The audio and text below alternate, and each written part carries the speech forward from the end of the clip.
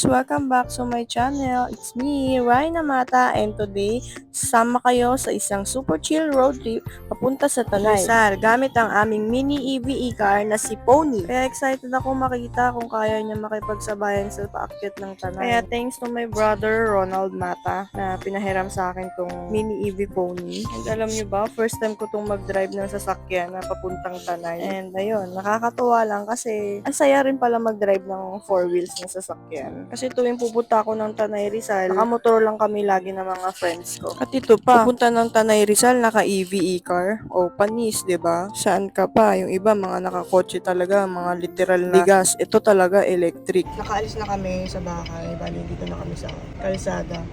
Bali yung battery namin is 99 yan kanina. Ay kagabi 99. 100 siya no umalis ako sa warehouse. So ngayon, 98 na lang siya guys ah. Ayan, nakita nyo. Dito nakalagay 166 km. So time check 4:51 AM. So let's go. So ayan, 98% na si Pony. Syempre may dala tayong tubig at syempre power bank kasi mahirap malobat. Phone natin kasi syempre ito yung pinang-re-record natin. Talagang kailangan natin siya ng power bank. Route natin ngayon from Quezon City Project 8. Bali dito kami sa may Mindanao Avenue. Then papunta tayo sa Tanay Cityscape. Mga 1.5 hours lang ang drive nito. Kaya tara, let's go! Buti na lang guys, walang traffic. So ito papunta na kami ngayon ng Marikina sa Shell Pugon. Kasi doon yung meet up namin ng mga friends ko. At grabe, sobrang smooth ng ride na to. Tahimik lang talaga pag EV. Halos walang engine na sound. Tapos pinagtitinginan ka ng mga tao kasi nga ang cute-cute ng dala-dala mong sasakyan, di ba? So kung gusto nyo rin ma-test drive tong Pony, message nyo lang po ako sa Viber or text nyo lang ako or sa Messenger. Ilalagay ko na lang po dyan sa ilalim ng description box. Then, pati sa mga address namin and kung magkano po yung price nito, ilalagay ko na lang po dyan sa description box. Pero ngayon guys, nakalist pa rin po siya ng 100k. So, ang price po nito is 488k. So, ito malapit na kami sa Pugon Shell. Time check guys, 5:21 AM. Dito na kami sa Pugon. Pugon Shell. Dami pa rin nag-rides. Pagkataon pang umuulan, maambon-ambon siya guys. Pero sana mamaya pag-akyat ng Tanay, hindi umulan. So yun, update ko na lang ulit kayo mamaya kung ilan yung battery namin dito sa e-car. Yes, congrats! Nauna ka! Bago ka na?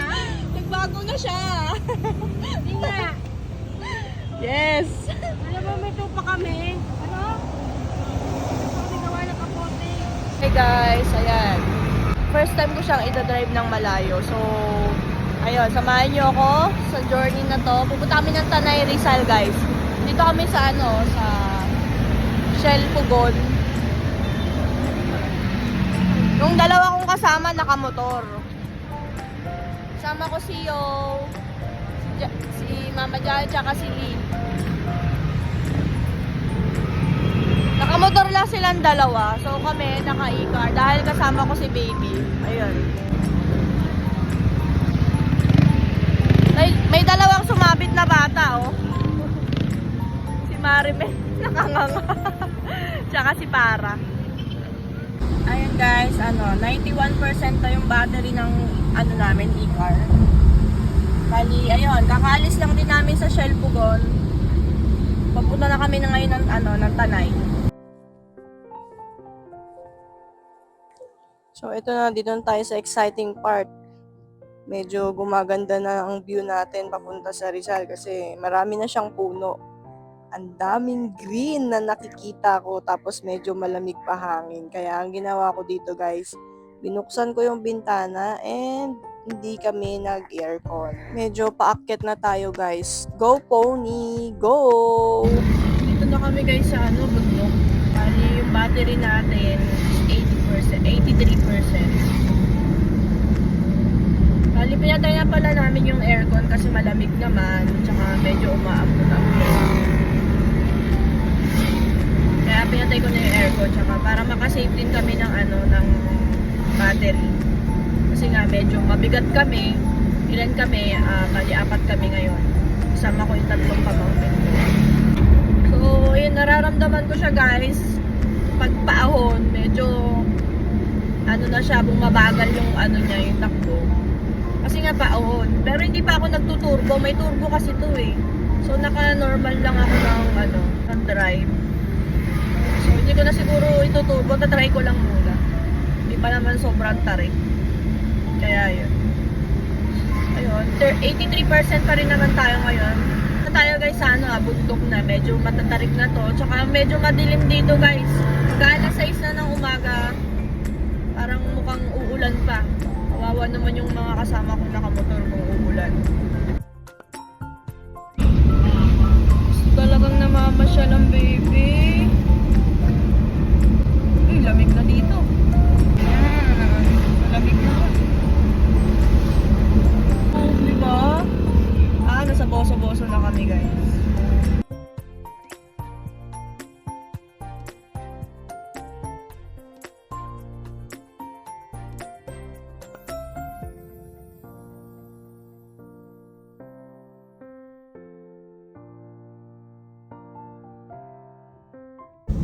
Pag naka-orange siya guys, naka-turbo. So, papatayin ko na ulit. Ayan, normal na ulit.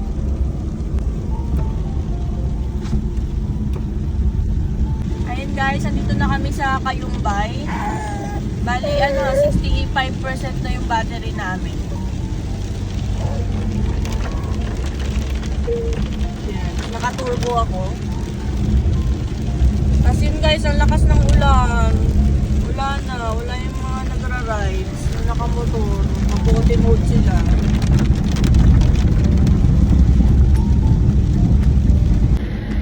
So, time check guys.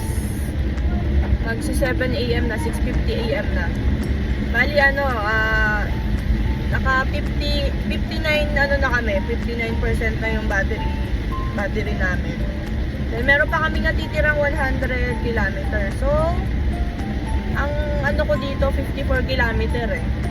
Pero yung nagamit namin is 70 kilometer dahil nga mabigat kami. So 4 kami dito, pang 5 yung baby. Tapos ngayon nadagdag yung isa naming kasama kasi nga lakas ng ulan. Ayun, 98 kilometer pa yung natitira namin. So update ko na lang ulit kayo mamaya.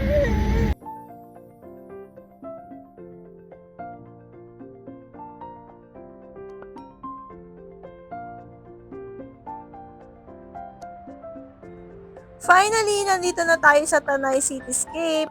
So, pag pupunta kayo dito guys, medyo ingat lang kayo kasi medyo madulas po yung daan dito pababa. Mas okay dun kayo sa hagdan dumaan kasi madulas at maputik. Kasi napansin ko, yun nga, sobrang putik.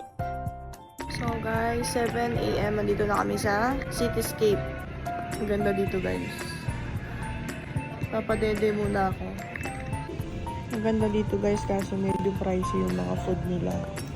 Pero try natin kung masarap o hindi. Ito yung mga kasama kong nakamotor. Ayan, ganda dito guys. Ito yung aura. Tapos, ang harap mo, ayan. Meron tayong sea of clouds dyan. Mamaya, tignan natin guys sa taas. Ito yung mga pamangkin ko. Picture sila.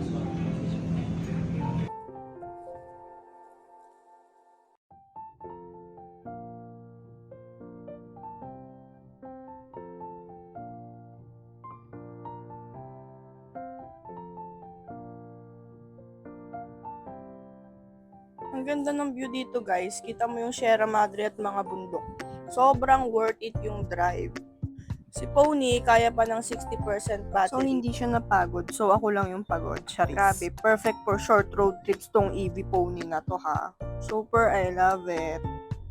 Siya nga pala guys, sa mga nagtatanong kung magkano ang nagagastos nito pag pinull charge. Pag pinull charge mo siya, 5 to 6 hours lang po yung charging. So, ang cost niya is 220 pesos lang po. So, ikaw, kung nakasasakyan ka, pag pumunta ka ba ng Tanay Rizal, magkano ang magagastos? Actually guys, hindi pa po na lowbat yung e-car. Meron pa siyang natirang 60 or 50 plus na kilometer. O, diba? Sulit na ang e-car. So, pwede pa siyang bumalik ng Tanay Rizal. Kaso, hindi na siya makakabalik. So yun guys, naka-order na kami ng food namin. 300 yan guys. 300 ang isang mahigit. Bawi na lang kami mamaya. Kakape na lang kami sa labas. Pero maganda yung view dito. Kesa dun sa kabila. Kaya goods na rin. Bawi naman tayo sa view. Ayan. So titikman natin guys kung masarap dito. Kahit mahal, sana masarap. Diba? So, sa food naman, hindi siya sobrang sarap, pero hindi siya worth it sa sa 300 pesos yung sa isang order. So, okay pa dun sa iba. Tapos, kada order mo guys, meron siyang service charge. So, time check guys. Mag-11 na. So, kanina pa kami ditong 7 a.m. hanggang 11. Napatambay na kami.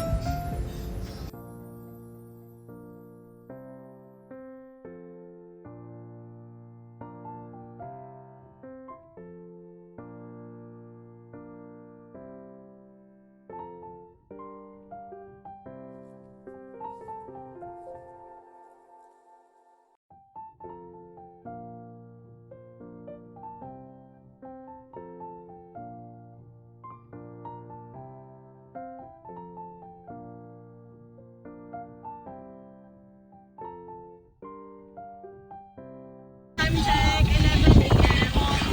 Bali, babalik na kami ng Quezon City, pero magkakapi lang muna kami sa gilid sa gilid lang.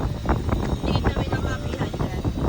So, ang natin, percentage natin is 57. So, meron pa tayong 96 kilometer.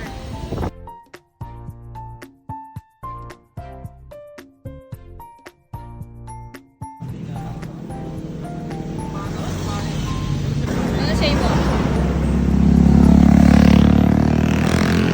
So, meron kami nakita ditong kapihan dito sa gilid ng Marilaki. Brew Broom Cafe. Okay naman, yung drinks nila masarap. Talagang purong kape yung ginagamit nila. Saka affordable naman yung kanilang mga drinks and food. Actually guys, napahinto lang kami yan kasi nga ang daming customer. So, ayun, trinay namin. Goods naman lahat. Tapos ayan, meron din silang pa-fries. Guys, update lang. Pauwi na kami. So, bababa na tong daan. Hindi pa rin kami naka-aircon.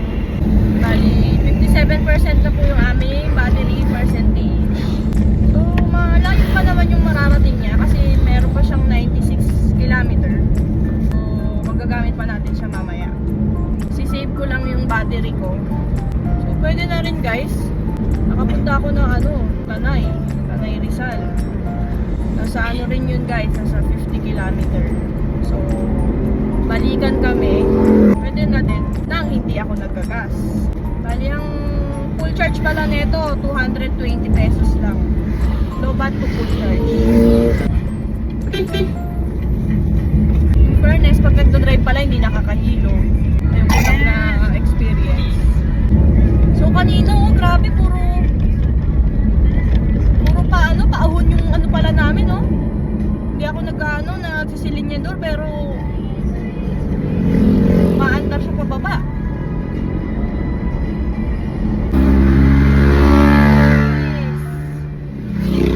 Ay, may bantay. Okay. Guard lang. Babangking sana siya eh. Kala HPG.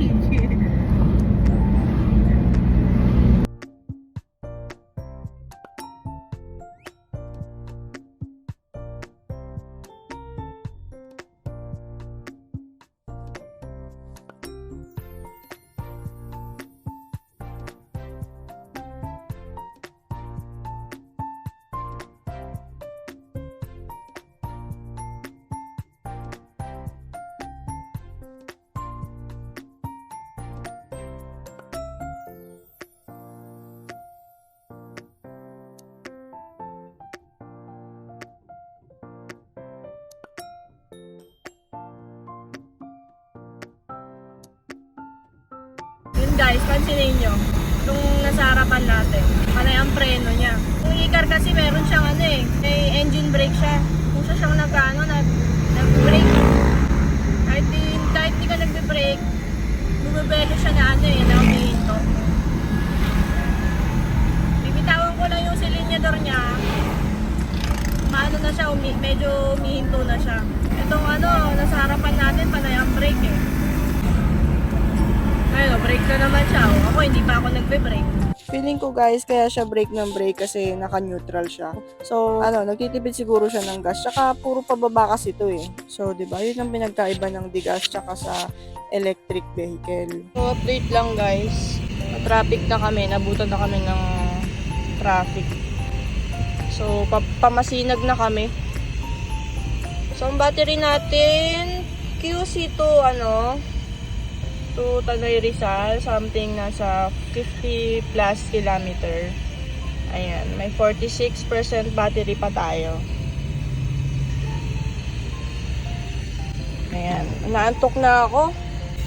So, ngayon, na kami. Binuksan ko na yung aircon. Super init na, guys. Kita nyo yung araw, tirik na tirik. Baka sumabog tong, natin, power bank. So, nakalagpas na kami ng SM Masinag. 45%. Meron pa kaming 76 kilometer. Pwede pang bumalik. So, waiting lang kami sa dalawa namin kasamang nakamotor kasi may inampun ako dito, si Yo. Yung nanay niya, nakamotor. So, baka maghihiwa-hiwalay na kami dito. Hintayin na lang muna namin sila. So, yun, update ko kayo mamaya guys pag nasa bahay na kami. Kung ilang percent pa yung natira, tsaka kung ilang kilometer pa yung pwedeng metakbo. Nandito na kami sa SM Marikina. Bali guys, 41% na battery namin. So, naka-aircon na kami simula nung nasa kami. Nasa Masinag. Grabe init na. Kaninang umaga guys, ang lakas ng ulan, alas 6. So guys, 39% na yung percentage namin. 66 kilometer pa yung pwede niyang matakbo. So, andito kami ngayon sa sa Ateneo. Ayan. Aba, tulog pa rin yung isa. Ayan. Inuulit ko nga pala guys, meron pala tong turbo So, pag pinindot natin, eto, nakita mo ito. Ayan, magkukulay orange yung diba? Bumibili siya guys. Ayan, pag nagkulay orange, ibig sabihin turbo yan. Tapos pag babalik mo sa normal, ganun ulit, pipindutin mo siya ulit. Ayan. Medyo talaga, mabilis talaga yung guys, yung turbo niya, kaya medyo ingat lang tayo. Gamitin mo lang yung turbo pag nasa ka na, yung mga matatarik.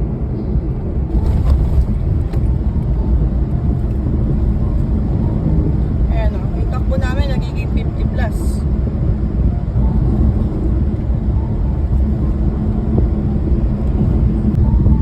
Tingnan nyo, nagipagunahan yung yung kotse sa akin,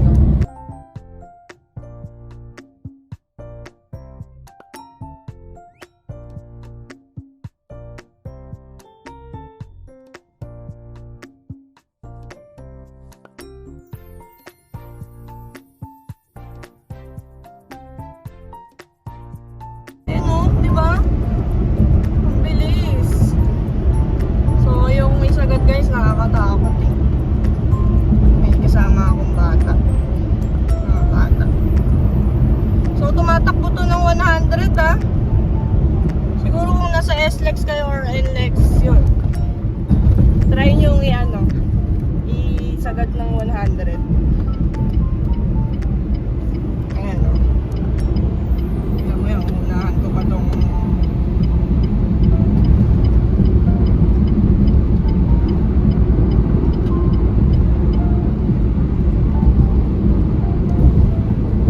diba? Mataw din tayo. Kaya okay din tong ikar eh. Tignan mo yung Hilux